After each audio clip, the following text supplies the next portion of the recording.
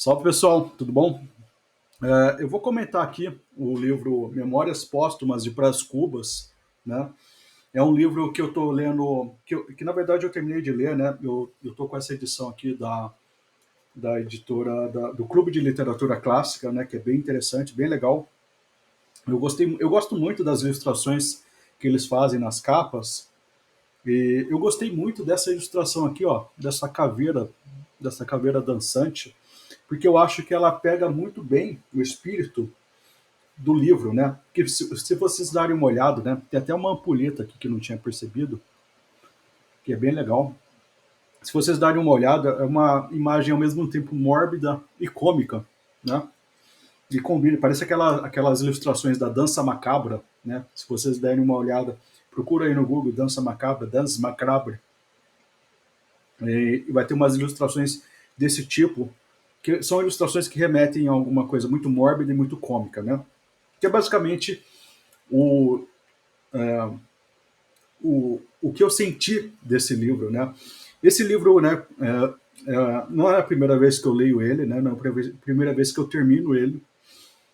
A primeira vez que eu li ele foi em outras circunstâncias, né? Quando eu estava fazendo vestibular, é uma das leituras obrigatórias, era uma das leituras obrigatórias na época, né? Então, a primeira vez que eu li, mas só que li sem primeiramente muito jovem, depois sem muito interesse, né? Depois eu fui pegando por conta própria, né? Eu comecei a me interessar de fato, de uma forma verdadeira, genuína, por literatura e especificamente literatura nacional, né? E, e recentemente eu li novamente, né? A Memórias Póstumas de Brás Cubas e possivelmente eu irei novamente ler essa obra novamente no futuro, né? Mas, bem, a primeira coisa que eu noto nesse livro, né, são as próprias influências do Machado de Assis. Eu estava pesquisando sobre Machado de Assis antes mesmo de começar a reler esse livro, né, e muito do que eu pesquisei é, me, me fez entender melhor esse livro em alguns aspectos, né. Na primeira fase do Machado de Assis, é, o Machado de Assis era um autor no qual a sua primeira fase era muito influenciada por Santo Agostinho, né? Especificamente o livro Confissões, né? E se você pegar o livro Confissões, você vai notar que é um livro, ao mesmo tempo, de memórias, né? É um livro biográfico, um livro de memórias, que existem dentro desse livro de memórias enxertos filosóficos e comentários sociais, né? Que é basicamente o que Brás Cubas faz aqui, né? Que é para quem não sabe, é um livro sobre um personagem chamado Brás Cubas, que ele morreu, né? E que, ah, e que é, ele vai escrever, depois de morto, né? Um livro de memórias sobre sua vida, né? E ao longo do livro você vai perceber que ele vai fazendo alguns comentários sobre a sociedade, alguns comentários sobre a própria vida, né? E sobre sobre ele vai dando algumas opiniões também. Ele também vai dando uma coisa muito interessante que acontece em vários livros do Machado de Assis, opiniões a respeito da própria literatura, a respeito da própria escrita, né? Então, em diversos momentos, ele vai conversando com o leitor, né? Ele é um narrador consciente do seu próprio papel de narrador, né? Então, ele assume esse papel. Muitas vezes ele vai conversando com o próprio leitor, e também ele vai conversando com uma crítica vindoura, né? Nas primeiras páginas desse livro, ele fala que ele vai deliberar sobre o público, né, que vai ler esse livro, né, que ele vai se deliberar tanto sobre o público, o leitor crítico, né, os graves que ele menciona aqui, quanto os frívolos, né, que são os leitores casuais. Ele vai anunciar o seu estilo, né, que vai ser o casamento da pena da galhofa e a tinta da melancolia, ou seja, vai ter um aspecto cômico, uma visão cômica e satírica a respeito das coisas mais importantes da vida, mas ao mesmo tempo vai ser uma reflexão melancólica, né? É, vão ser essas duas coisas, né? E uma das coisas mais interessantes que eu acho que ele utiliza o Machado de Assis, ele é um autor que foi um dos primeiros a trazer para o Brasil o Edgar Allan Poe, né? Então ele é muito influenciado pelo Edgar Allan Poe. Se eu não me engano, ele foi o primeiro tradutor do Brasil a traduzir o, o Corvo, né? Aquele poema O Corvo do Edgar Allan Poe. Então você vai ver que a morte, né, é um tema que vai estar presente na, nessa obra, assim, de uma forma bastante de uma forma bastante evidente, né? Só que ele não tem o tom de horror, né? Ele tem um tom um pouco mais leve. Ele tem, na verdade, né? Ele utiliza esse recurso do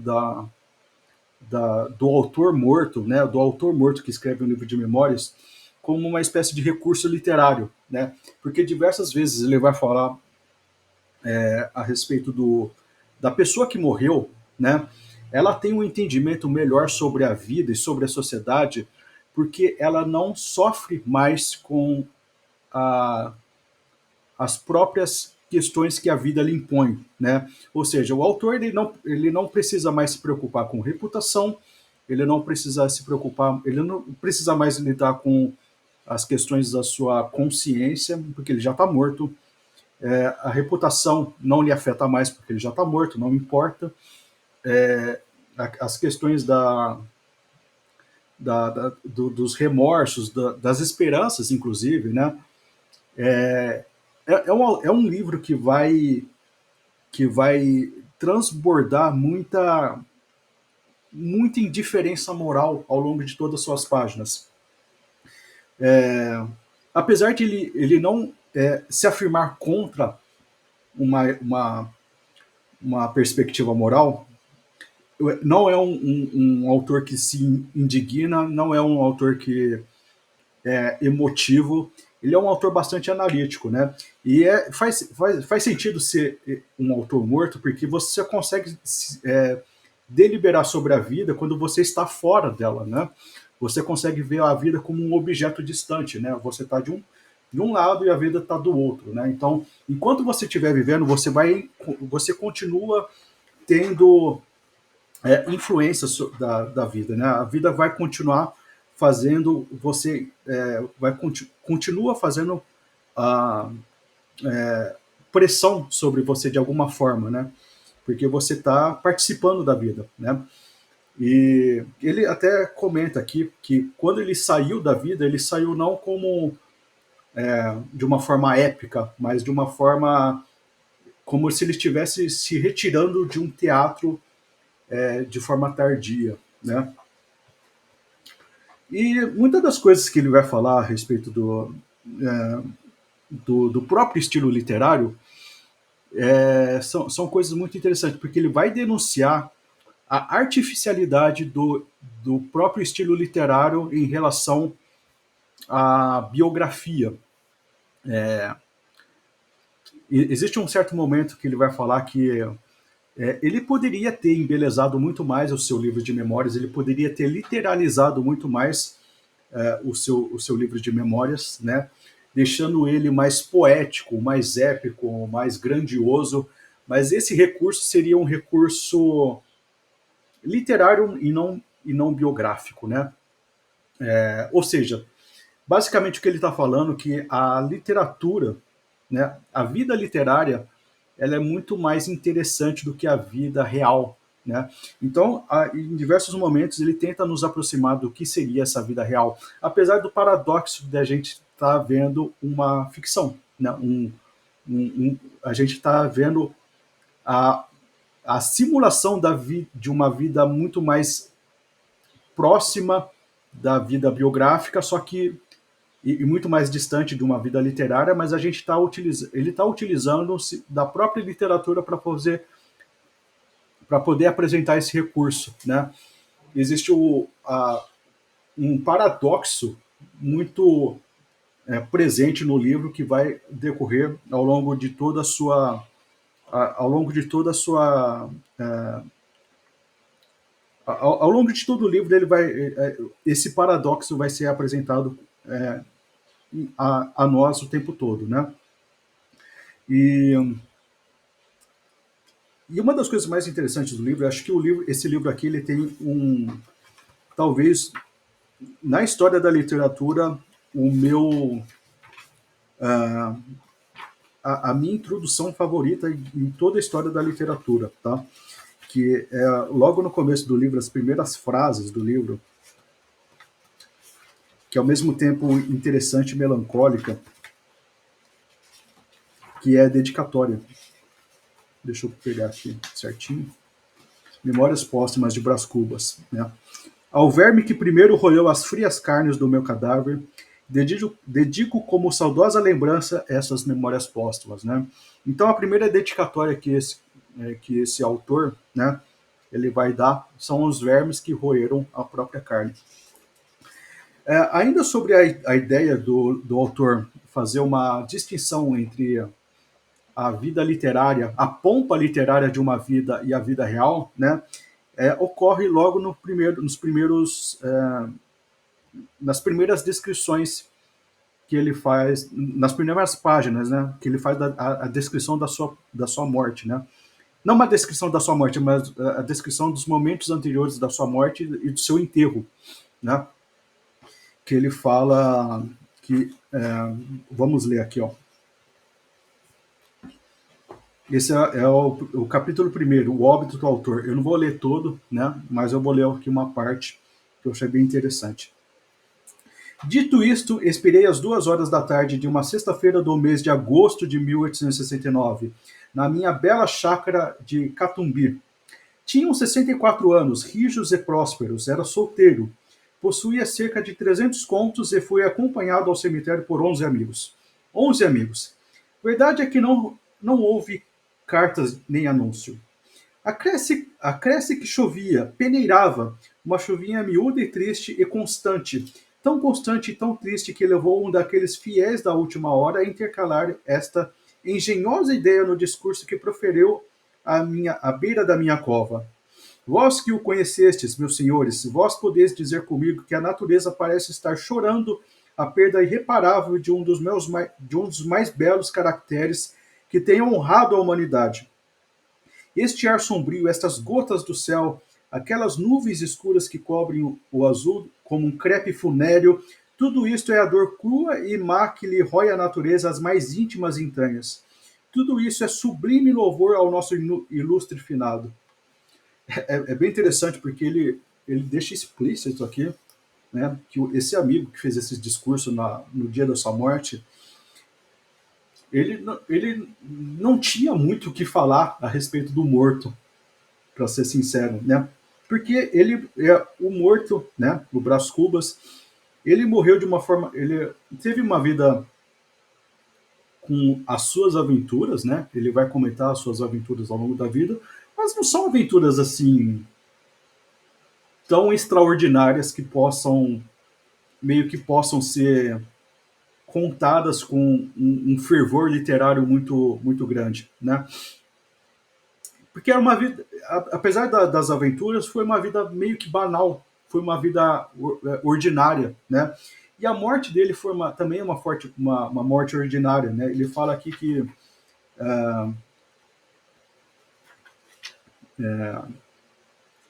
não me arrependo, ele continua aqui, né? Bom e fiel amigo, não me arrependo das 20 apólices que lhe deixei. E foi assim que cheguei à cláusula dos meus dias. Foi assim que me encaminhei para o Undiscovered Country de Hamlet, sem as ânsias nem as dúvidas do moço príncipe, mas pausado e trôpego, como que se retira tarde do espetáculo. Ou seja, foi ele fala aqui, continua, tarde e aborrecido. Viram-me ir 9 ou 10 pessoas, entre elas 3 senhoras, minha irmã Sabina, enfim, ele vai contando as pessoas que estavam ao redor. da, do enterro, né? E essa diferença entre uma morte, sei lá, uma morte épica, vamos dizer assim, com a morte que ele teve, é uma recorrência do livro ele fazer esse tipo de reflexão, uma certa artificialidade da literatura em querer deixar a vida sempre em uma espécie de uma perspectiva poética, muito, muito engrandecedora e tal. Mas ele não condena isso, tá? Ele ironiza, é uma coisa muito interessante, porque Machado de Assis é um autor muito difícil de ser categorizado em termos de crítica, porque ele é satírico, mas ele não. Ele é satírico, mas não. A crítica dele não é uma crítica que visa mudar as coisas como estão colocadas. Ele vê valor nesse tipo de coisa, sabe? Nessa artificialidade que a própria literatura coloca, né?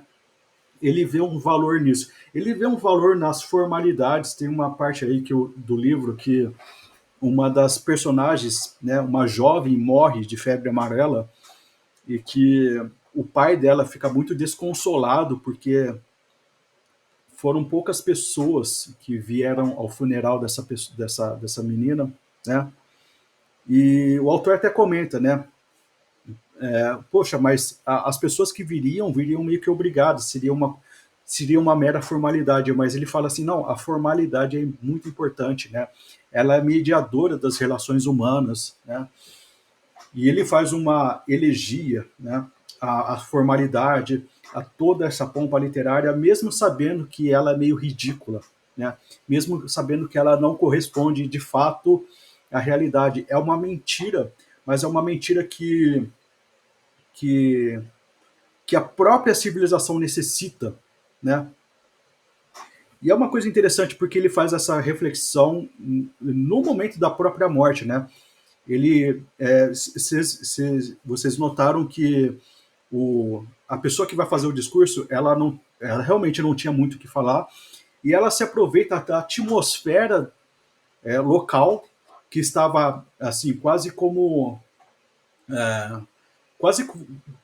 se fosse um presente de Deus, aquela chuvinha, porque ele poderia utilizar daquela chuvinha, daquele tamborilar das gotas no caixão, como uma espécie de matéria-prima para fazer uma composição literária de um,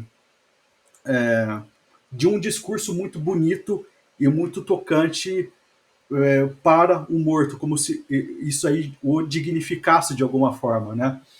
E todos esses exageros, toda essa artificialidade, você vê que ele fica feliz, né? O Brás Cubas ele fica feliz com tudo isso, né? Mesmo sabendo da artificialidade, né? Porque ele utilizou daquela oportunidade que estava chovendo para dizer que a natureza própria estava triste com a morte do Brás Cubas, que, que a natureza lamentava e chorava junto com os que estavam presentes ali, né? Você vê que o foco dele foi a própria construção desse discurso, e não necessariamente para honrar o morto, mas para honrar a própria engenhosidade do discurso literário que foi feito naquele momento. E é bem interessante, porque ele vai fazendo essa reflexão o tempo todo, né? A vida biográfica e a vida literária. Há certos momentos, por exemplo, que há momentos assim de, de aventura amorosa do autor, né? Que são muito mais nos momentos em que precisava ser, por exemplo, muito mais inflamado, ele não é, né? Há um certo momento de uma separação aqui, que nos momentos seguintes, né, ele comenta que ele poderia ter escrito que Depois dessa separação, ele chorou muito, ele ficou com o coração oprimido dentro do peito, né? Poderia ter falado mil coisas, mas o que ele fala em seguida, depois de uma separação, é que ele foi almoçar. É simples assim. E ele comenta assim: eu poderia ter mentido para você que, que a minha vida, essa separação teve. Eu poderia engrandecer muito mais a situação dessa separação, mas eu escolhi dizer a verdade, né? Depois de separar de uma grande aventura amorosa que eu tive, né? Eu fui almoçar, eu simplesmente fui almoçar e conversei com meu amigo lá, né? Então, basicamente, ele vai fazendo isso o tempo todo no livro, né? Essa reflexão de que a literatura é uma espécie de mentira, né? E a ideia dele, ao mesmo tempo, criticar e fazer menções honrosas a esse tipo de formalidade, ele remete muito à própria ideia que eu tô muito eu tô muito envolvido com uma leitura a leitura do Mircea Eliade, né, que é a respeito da primeira Mircea Eliade é um historiador da religião e ele fala bastante da consciência religiosa, né? Eu estou terminando de ler o primeiro volume da História das Crenças e das Ideias Religiosas, né? Eu sempre esqueço o nome do livro, mas a história das ideias das crenças religiosas, que ele fala dos primeiros dos primeiros registros arqueológicos de uma consciência religiosa. E os primeiros registros religiosos da consciência religiosa se dão nos ritos funerários, né? Então, o homem paleolítico, a primeira manifestação religiosa de um homem foi nos ritos funerários, né? Que são essa, porque a morte ela traz consigo uma consciência terrível de finitude, né? E ela é uma coisa limiar entre um universo conhecido e um universo desconhecido, né? Então, basicamente toda a nossa ideia, né? Toda a nossa consciência religiosa se começou com uma ideia, uma reflexão pós-mortem, né? A transcendência é uma coisa que vai além da vida, além daquilo que a gente conhece. Então, essa noção do outro lado, né, é uma noção intrinsecamente ligada à morte, né? E toda a morte, ela tem um peso em si muito grande, né? Que ao longo do tempo foi uma coisa que foi tendo aspectos literários muito evidentes, né? Então, nos cativa muito, né, a ideia da morte significativa, né? Da morte significativa que reflete uma vida de significados muito elevados e tudo mais, né? E, e Brás Cubas, né? Ele meio que ele meio que encerra um pouco, né, toda essa pompa de grandiosidade que existe ao redor da morte, ao mesmo tempo que a valoriza de uma certa forma, porque a própria pompa, para ele, tem um certo aspecto de fato engrandecedor, né? Isso se conecta, isso quase como uma necessidade humana, é por isso que eu estou puxando para discussão um pouco o Mircea Eliade, porque ele fala que a consciência religiosa, a consciência do transcendente, mesmo no mais primitivo dos homens, era uma consciência muito presente, era um desejo era um desejo, como que ele fala? Uma sede ontológica do ser. Deixa eu pesquisar aqui, que é uma frase muito bonita. Agora vocês vão ver minhas mãos gigantes aqui. É sede ontológica Eliade. Vamos ver se eu acho.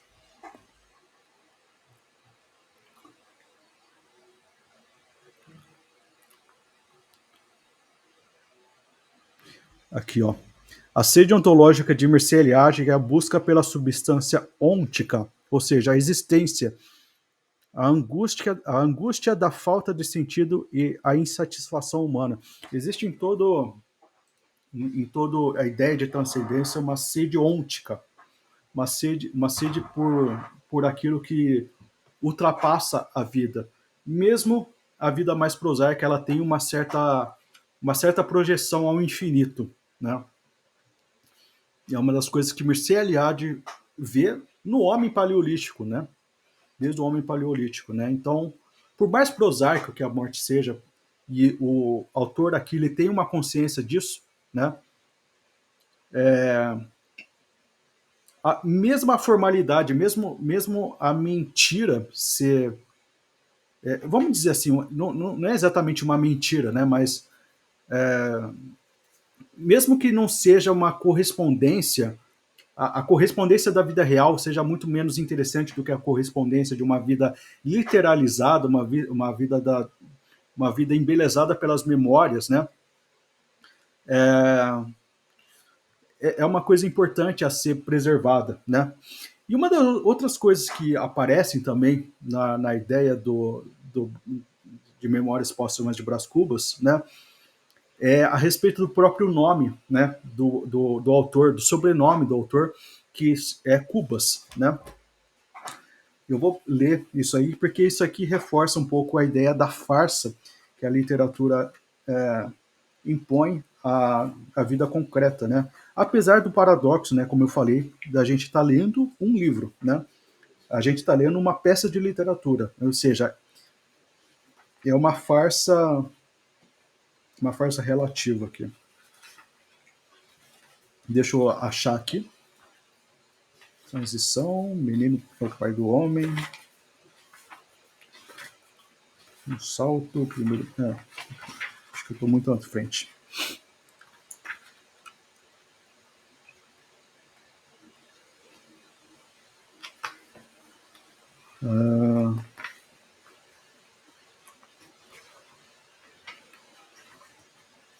Ideia fixa. Aqui, genealogia. Eu acho que é isso. Eu vou ler o capítulo inteiro porque o Machado de Assis tem capítulos muito curtos, acho que vale a pena ler. Capítulo 3, genealogia. Mas já falei que meus dois tios deixem-me fazer aqui um curto esboço genealógico. É interessante, esses dois tios é um tio militar e um tio cônego, né?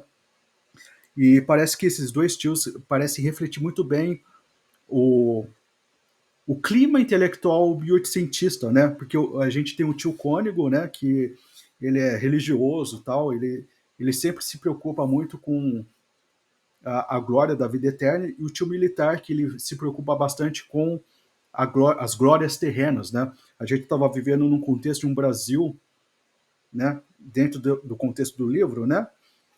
Onde a gente tinha a figura do Napoleão, que era ao mesmo tempo muito admirável em certos aspectos e muito temido em outros, né? Então, enfim, só queria fazer esse comentário. O fundador da minha família foi um certo Damião Cubas, que floresceu na primeira metade do século XVIII. Era tanoeiro, de ofício natural do Rio de Janeiro, onde teria morrido na penúria e na obscuridade, se somente exercesse a tanoaria.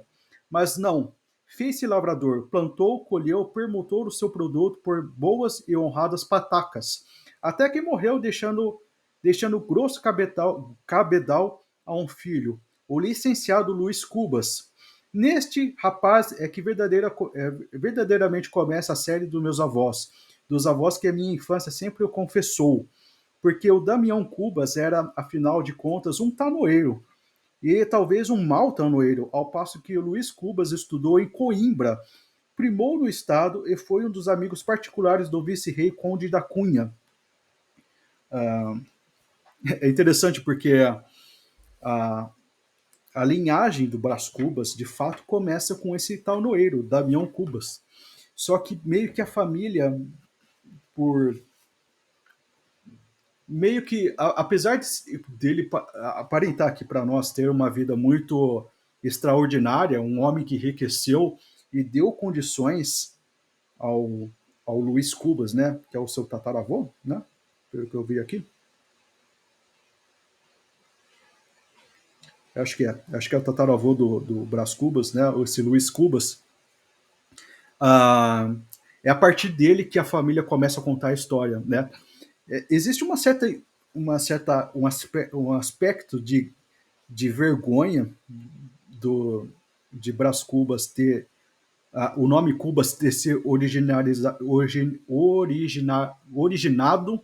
palavra difícil, originado de um tanoeiro, né? Cubas um lugar que você coloca, como que está aqui?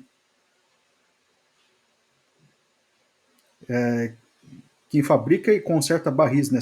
Cuba é uma espécie de barril, né? Que dá o nome da família do nosso defunto autor, né? Existe uma certa vergonha de falar disso, né? Apesar de ser um baita de uma mentira, ou seja, eles a partir do Luiz Cubas, que é um licenciado, alguém que conhecia o vice-rei de Cunha, né? É a partir desse momento que os avós de Brás Cubas começaram a falar da sua família, né? Para ele ter orgulho, apagando um pouco o passado. Ou seja, é um recurso literário, uma mentira que é contada para poder embelezar a vida segundo os critérios dessa família aqui, né? Mas não deixa de ser uma mentira, não deixa de ser um recurso, né? Para poder embotar as memórias de apenas coisas que, que, que são altaneiras, sabe? E é uma artificialidade, né? E o Brás Cubas, né, como ele já está morto, né, ele não se preocupa com essa reputação, pouco importa a origem do meu sobrenome, ele revela aqui qual é a verdadeira origem do seu sobrenome, que é desse taloeiro, né, o Damião Cubas, né? E a coisa fica mais interessante ao decorrer da leitura aqui, ó. Com este apelido Cubas, deixa eu ver aqui.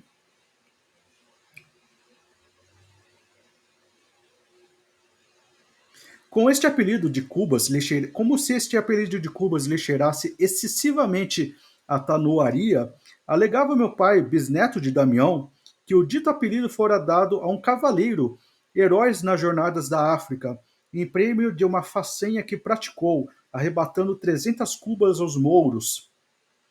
Meu pai era um homem de imaginação, escapou à tanoaria nas asas de um calembor.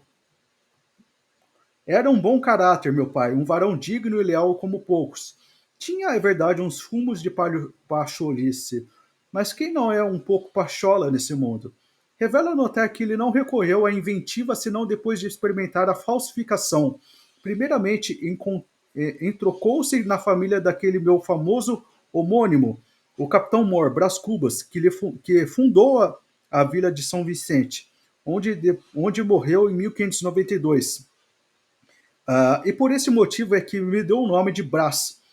Opôs-lhe, porém, a família do capitão Moore e foi então que imaginou as 300 cubas mouriscas. Ou seja, o nome Brás Cubas, Cubas, na versão do pai, ele tem a origem fictícia, né, e literária, vamos dizer assim, de uma história que nunca aconteceu, né? O, de alguém do passado que roubou 300 cubas, né, dos mouros depois de uma jornada à África, né, possivelmente aqui num contexto de cruzadas, né, ou de reconquista, considerando que é considerando que a gente está falando de um contexto ibérico, provavelmente aqui, né? Mas ele inventou essa história que nunca aconteceu, né? E antes disso, né, existe um Brás Cubas, né? Para quem não sabe, existe um Brás Cubas de verdade, né? Brás Cubas foi um fundador da Vila de Santos, né? Governou duas vezes a capitania de São Vicente, né? Ele tem o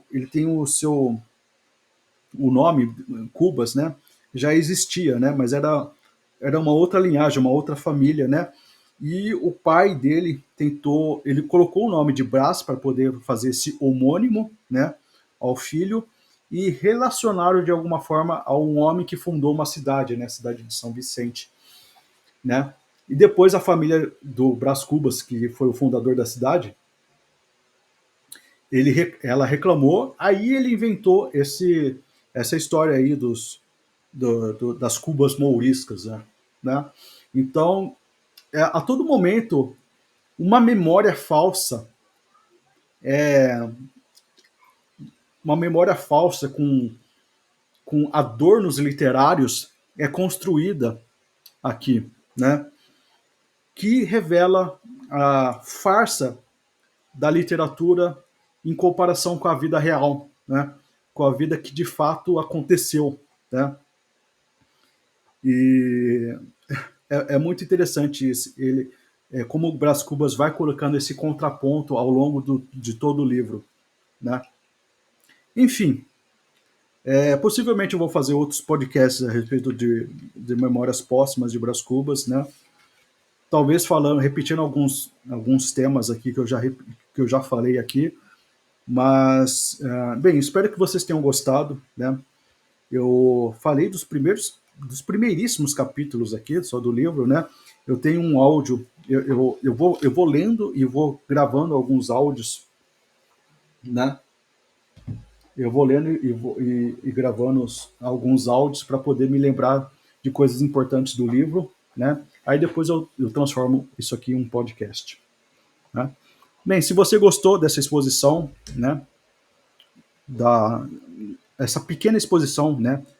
De memórias póstumas de Brás Cubas, espero que vocês comentem, compartilhem esse vídeo e, e fiquem com Deus. É isso.